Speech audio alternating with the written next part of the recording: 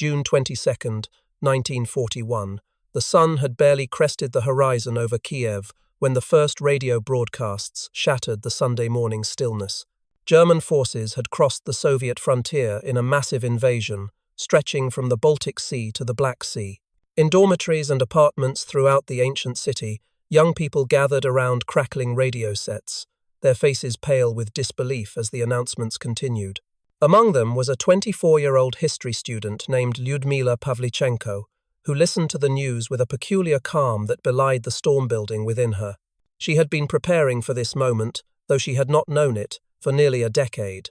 The books spread across her desk spoke of ancient civilizations and medieval chronicles, the subjects of her university studies, but another education had been running parallel to her academic pursuits, an education in patience, precision, and the cold mathematics of ballistic trajectories.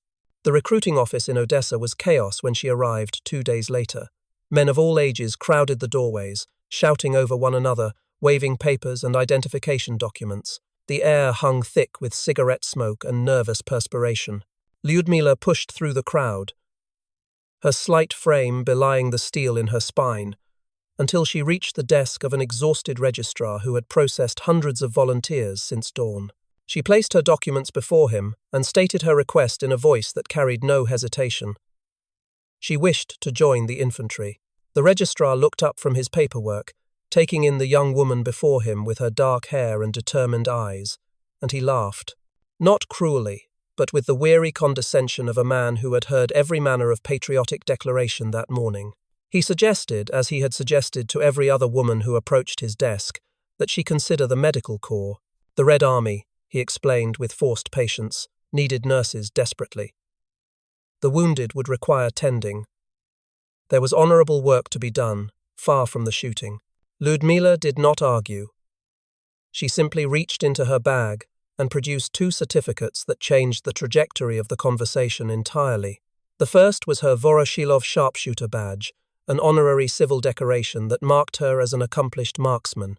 The second documented her completion of the 2-year sniper training course at the Osoaviakim school in Kiev, where she had graduated in 1939 with exceptional marks in practical shooting and firearms mechanics. The registrar examined the documents with furrowed brows, his dismissive demeanour slowly giving way to something approaching respect. Here was no naive girl swept up in patriotic fervour. Here was a trained shooter who had spent years preparing for exactly this kind of conflict. He stamped her papers and assigned her to the Red Army's 25th Chapayev Rifle Division. Lyudmila Pavlichenko had taken the first step on a journey that would transform her into the deadliest female sniper in recorded history. The path that brought her to that recruiting office had begun in Bila Tserkva, a modest city south of Kiev, where she was born on July 12, 1916, to Mikhail Belov and Elena Trofimovna Belova. Her father was a locksmith from Petrograd, who had served as a regimental commissar in the Red Army during the Civil War, earning the Order of the Red Banner for his service. Young Lyudmila inherited his fierce determination and competitive spirit. By her own admission, she was a tomboy who refused to be outdone by any boy in any activity. When the family moved to Kiev in 1930, the 14-year-old girl found herself surrounded by a new generation of challenges. One day, a neighbour's son boasted loudly about his accomplishments at the local shooting range. That was enough to send Lyudmila running to the range herself, determined to prove that a girl could shoot just as well as any boy. She discovered she could do more than match him. She could surpass him. The shooting clubs that proliferated throughout the Soviet Union in the 1930s served multiple purposes. Officially sponsored by the Osoaviakim, the Society for Assistance to Defense, Aviation and Chemical Construction, these organizations trained ordinary citizens in military skills while fostering a sense of preparedness against potential capitalist aggression. For Lyudmila, the shooting club became a sanctuary where her natural abilities could flourish. She possessed the rare combination of steady hands, patient temperament, and keen eyesight that separates adequate marksmen from true sharpshooters. Her instructors recognized her talent immediately. Within months, she had earned her Voroshilov sharpshooter badge, named after Marshal Kliment Voroshilov, who oversaw the Soviet military's marksmanship programs. This was merely the beginning of her training, a foundation upon which she would build skills that German soldiers would come to fear more than artillery barrages. At 16, Lyudmila's life took an unexpected turn when she married Alexei Pavlichenko, a young doctor, and gave birth to a son named Rostislav. The marriage proved brief and unsuccessful.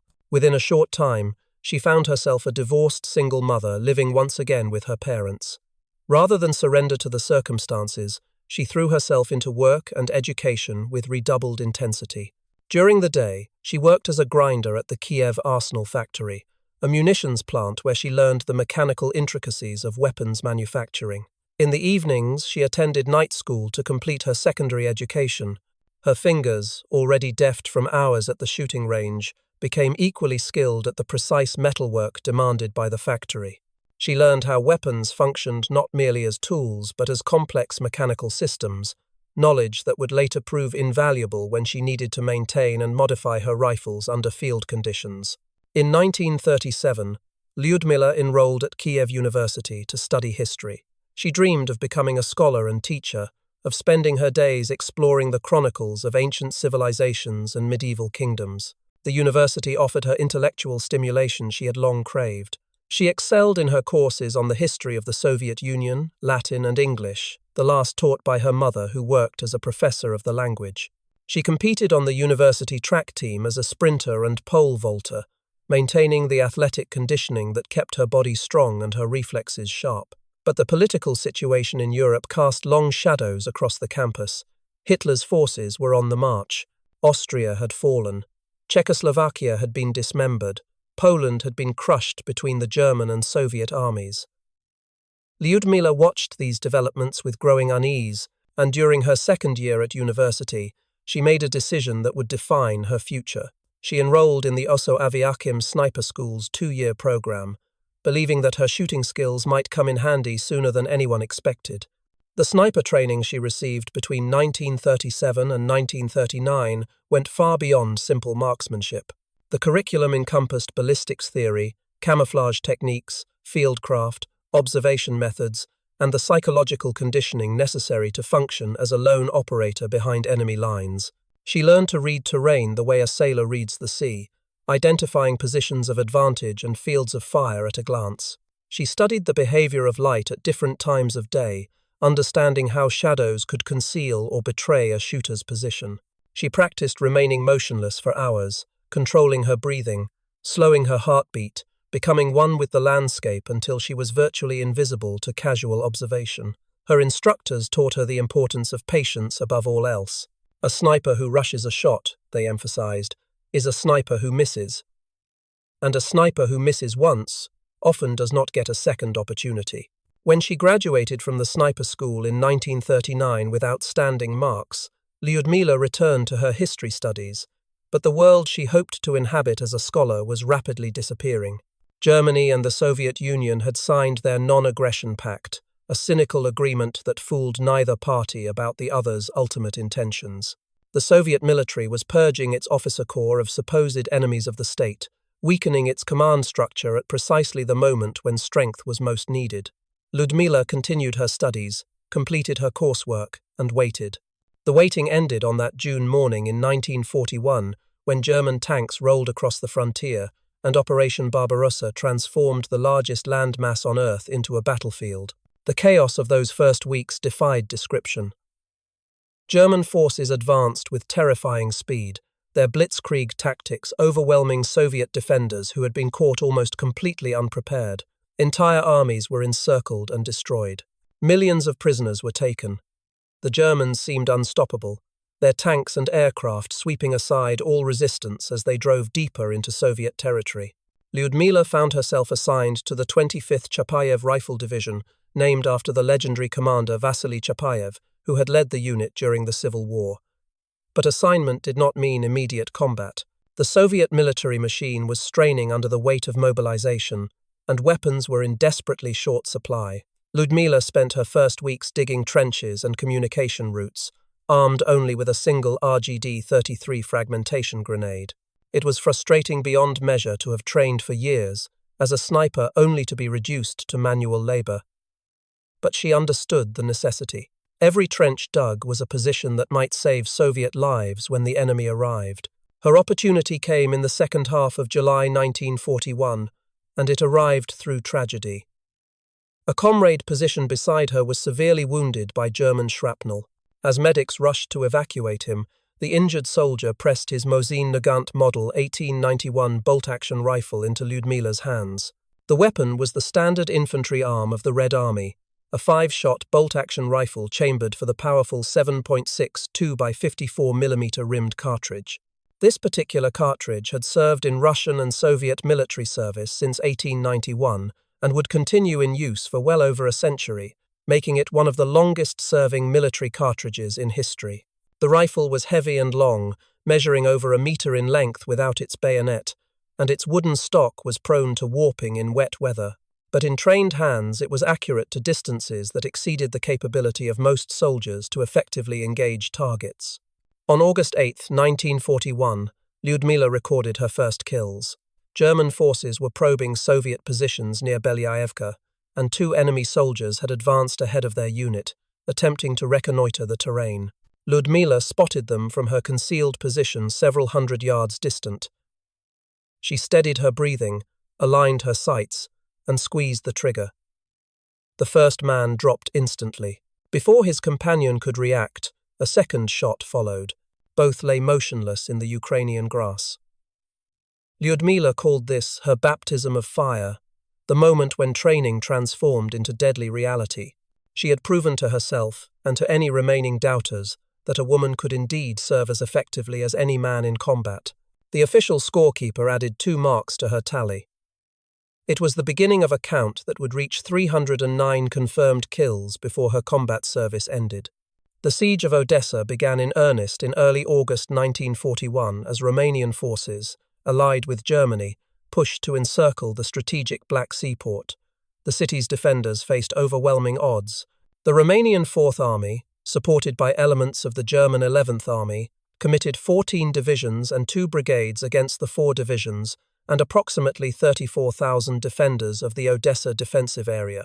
The Soviet strategy was straightforward.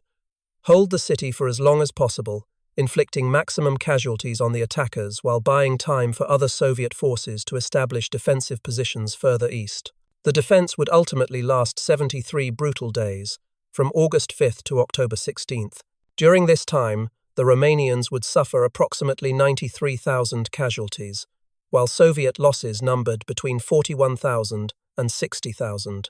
The disproportionate casualty ratio spoke to the ferocity of the defense and the effectiveness of Soviet tactics, including the deadly work of snipers like Lyudmila Pavlichenko. In those first months of combat, Lyudmila developed the techniques that would make her legendary. She typically left camp before dawn, moving silently through the darkness to establish her position well before daylight revealed her to enemy observers. She selected her locations with meticulous care, choosing spots that offered clear sightlines to likely enemy assembly areas and patrol routes, while providing multiple escape routes in case her position was compromised. Once in place, she would remain motionless for hours, sometimes entire days, waiting for the opportunity to engage a worthwhile target. She learned to distinguish officers from enlisted men by their bearing and equipment, prioritizing targets whose elimination would disrupt enemy command and control. She studied enemy habits, noting the times when soldiers emerged from cover to eat, smoke, or relieve themselves. She learned the rhythms of the battlefield, and she exploited them with lethal precision. Not long after receiving her comrade's rifle, Lyudmila was issued a proper sniper's weapon, a Mosin Nagant 90-130 with a PE telescopic sight. The PE scope, a 4-power optical sight based on a German Zeiss design, transformed the already accurate rifle into a precision instrument capable of consistent kills at ranges exceeding 400 meters. Soviet armorers had modified the rifle's bolt handle, bending and lengthening it so the shooter could work the action without the scope interfering with the motion.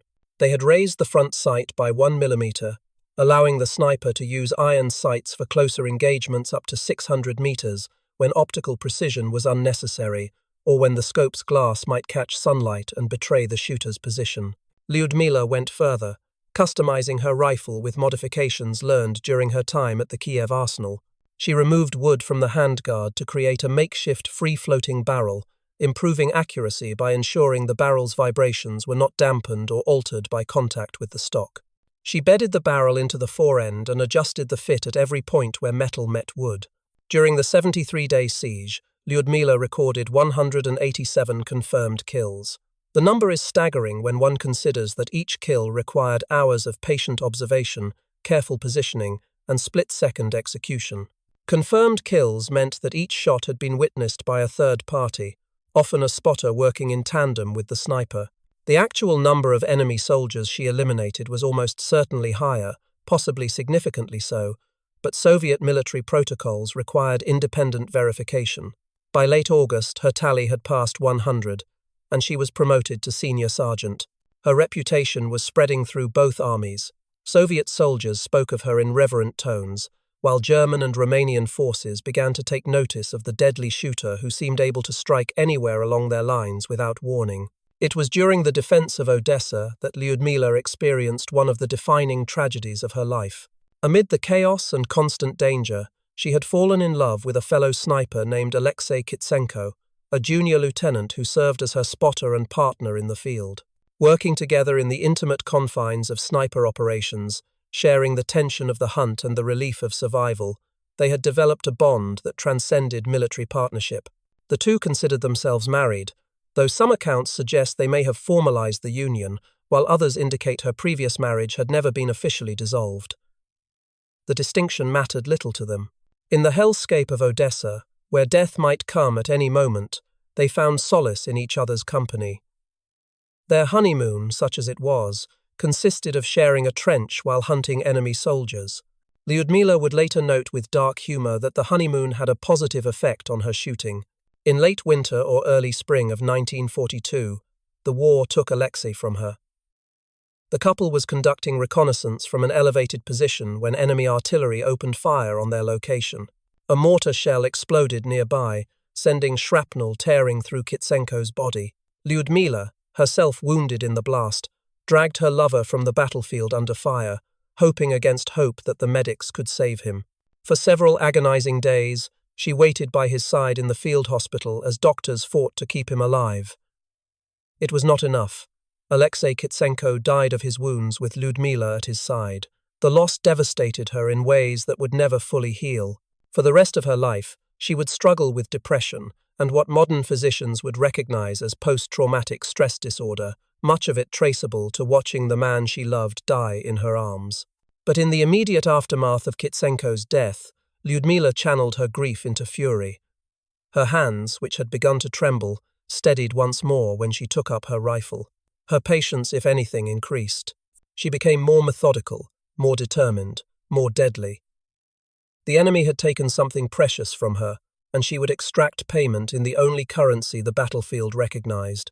When the order came to evacuate Odessa in mid-October 1941, she withdrew with her unit by sea to Sevastopol, on the Crimean Peninsula.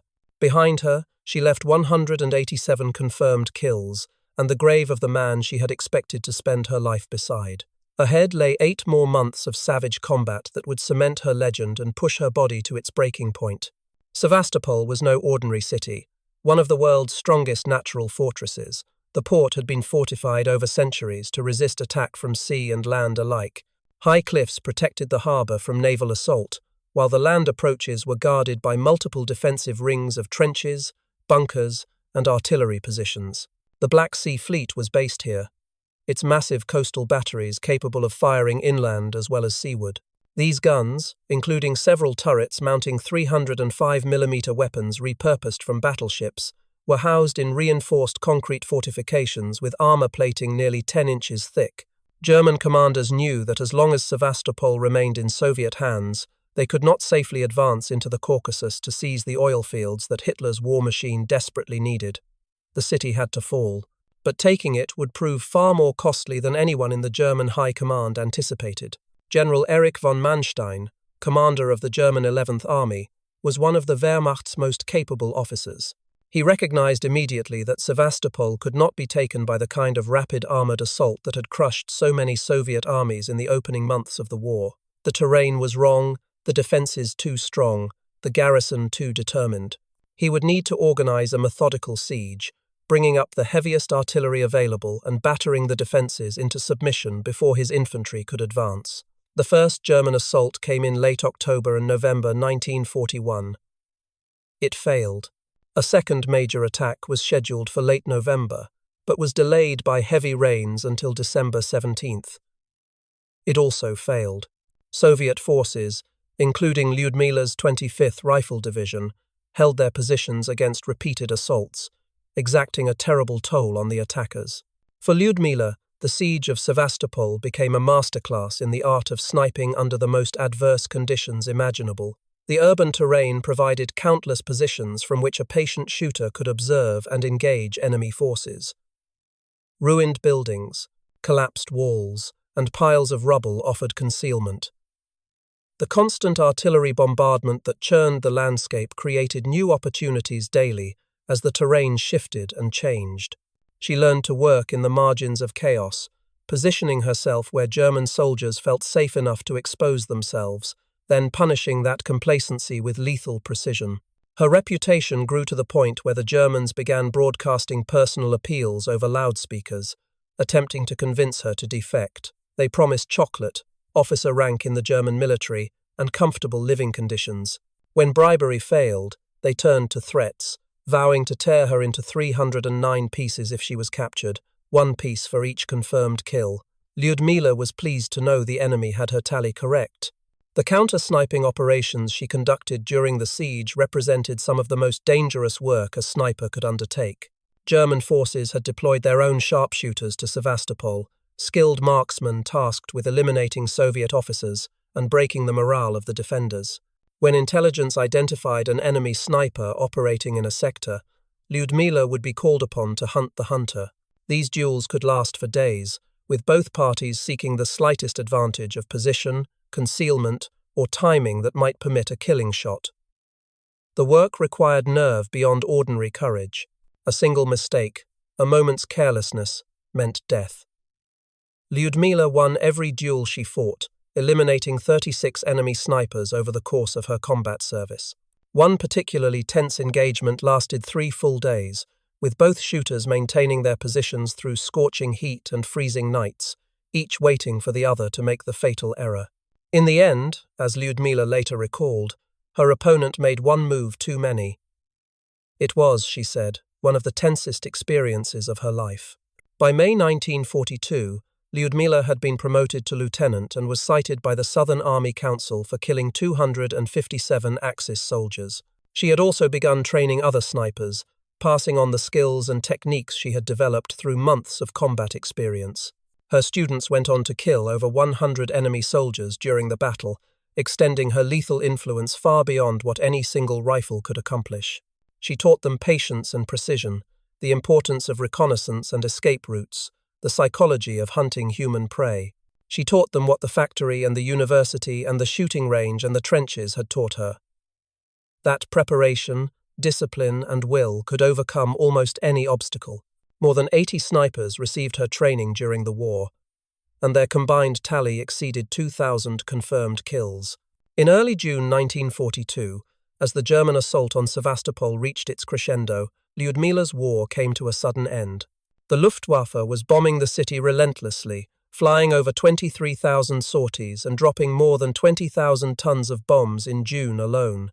Soviet positions were being systematically reduced by massive siege artillery, including weapons so large they had to be transported by special rail cars. Lyudmila was in her position when a mortar shell exploded nearby. Shrapnel tore into her face, leaving her bleeding and disoriented. It was her 4th serious wound of the war. Medics evacuated her to a field hospital, and the Soviet High Command made a decision that would alter the trajectory of her life. She was too valuable to risk. Her fame had spread throughout the Soviet Union and beyond, making her an irreplaceable symbol of resistance.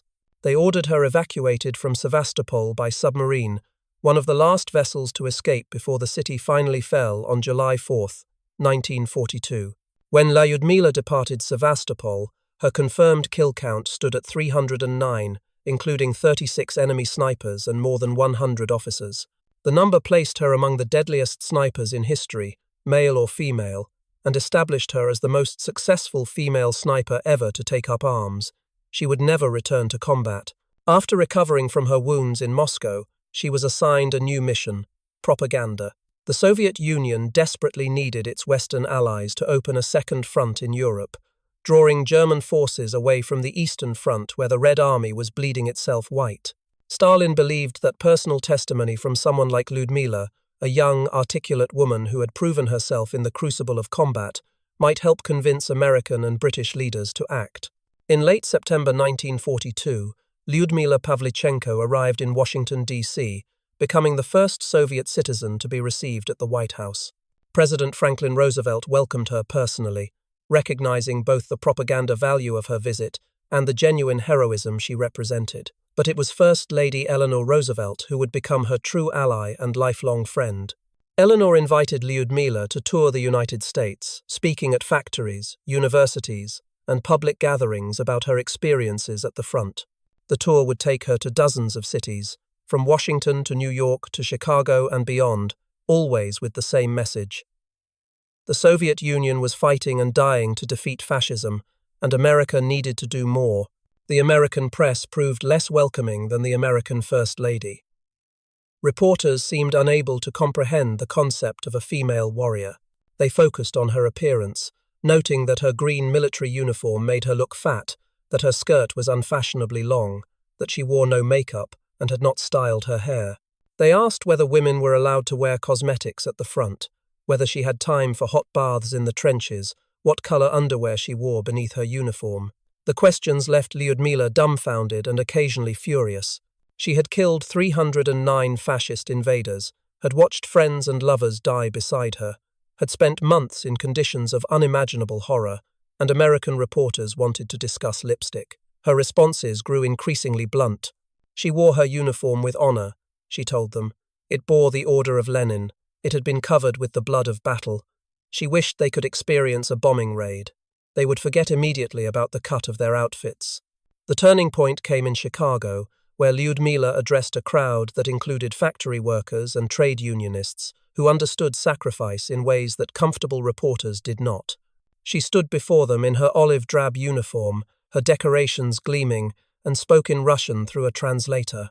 But one phrase needed no translation, delivered in accented but comprehensible English that silenced the crowd. "Gentlemen," she said, "I am 25 years old and I have killed 309 fascist invaders by now. Do you not think, gentlemen, that you have been hiding behind my back for too long?" The words hung in the air for a moment before the crowd erupted in applause and cheers. She had found her voice, and America was listening. The tour continued to Canada, where thousands greeted her at Toronto's Union Station, and to Great Britain, where she visited factories and the ruins of Coventry Cathedral, accepting donations from workers who had experienced German bombing firsthand. Folk singer Woody Guthrie, moved by her story, composed a tribute song that celebrated her courage and her tally. Everywhere she went, Lyudmila delivered the same message. The Soviets were fighting desperately against fascism, and the Western Allies needed to open a second front immediately. Though the Allied invasion of France would not come until 1944, the seeds planted during her tour helped build public support for the campaign. Upon her return to the Soviet Union, Lyudmila was promoted to major and received the Gold Star of the Hero of the Soviet Union, her country's highest military honor. She also received the Order of Lenin twice, recognizing both her combat achievements and her service as a propagandist. But she never returned to the front. Instead, she spent the remainder of the war training snipers at military schools, passing on her hard-won knowledge to a new generation of shooters who would continue the deadly work she had begun. Her students spread throughout the Red Army, carrying her techniques and her teachings to battlefields from Stalingrad to Berlin. The Central Women's School for Snipers, located near Moscow, eventually graduated thousands of female sharpshooters, many of them trained in methods that Lyudmila had helped develop. When the war finally ended in May 1945, Lyudmila returned to Kiev to complete the education that had been interrupted by the German invasion. She earned her degree in history, the scholarly career she had dreamed of as a young woman now finally within reach. But the war had changed her in ways that academic study could not address. She struggled with alcoholism and depression, haunted by memories that would not fade. The loss of Alexei Kitsenko remained a wound that never fully healed. Modern psychiatrists would recognize the symptoms of severe post-traumatic stress disorder, but in the Soviet Union of the 1940s and 50s, such conditions were poorly understood and rarely treated effectively. From 1945 to 1953, Lyudmila worked as a research assistant at Soviet Navy headquarters, using her historical training in the service of military scholarship. She remained active in the Soviet Committee of the Veterans of War, traveling throughout the country to speak at schools, universities, and military installations about her experiences. In 1957, 15 years after their first meeting, Eleanor Roosevelt visited Moscow and insisted on seeing her old friend despite the protests of Soviet minders who preferred to keep visiting dignitaries on carefully controlled schedules. The former First Lady was brought to Lyudmila's modest two-room apartment, where the two women sat with forced formality under the watchful eye of a government handler. Then Lyudmila made an excuse to pull Eleanor into her bedroom, where they could speak privately. Behind closed doors, the sniper and the First Lady embraced, laughing and crying as they remembered the remarkable summer they had shared in 1942. Lyudmila Pavlichenko died of a stroke on October 10, 1974, at the age of 58. Her health had been declining for years, weakened by old wounds that never fully healed and psychological scars that ran deeper still. She was buried in Novodevichy Cemetery in Moscow, one of the most prestigious burial grounds in the Soviet Union. Her son, Rostislav, who survived her by more than 3 decades, was eventually laid to rest beside her. 2 commemorative postage stamps bearing her image were issued by the Soviet government, one in 1943 at the height of her wartime fame, and another in 1976 following her death. Streets, schools, and a government ship were named in her honor. The legacy of Lyudmila Pavlichenko extends far beyond statistics and commemorative stamps. She proved, at a time when most nations refused to allow women anywhere near combat, that female soldiers could perform as effectively as their male counterparts when given the opportunity and the training. Her 309 confirmed kills remain the highest total ever recorded by a female sniper, and her techniques influenced Soviet sniper doctrine for decades.